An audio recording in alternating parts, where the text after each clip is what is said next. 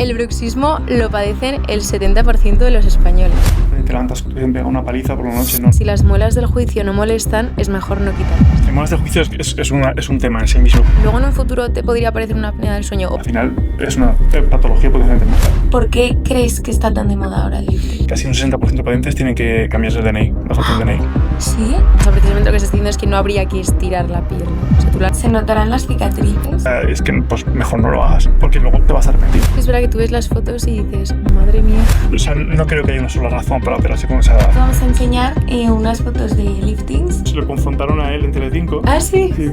No se lo tomo. Luego hay bastante confusión entre los límites de la medicina estética y la cirugía, que a veces es mejor no hacerse nada.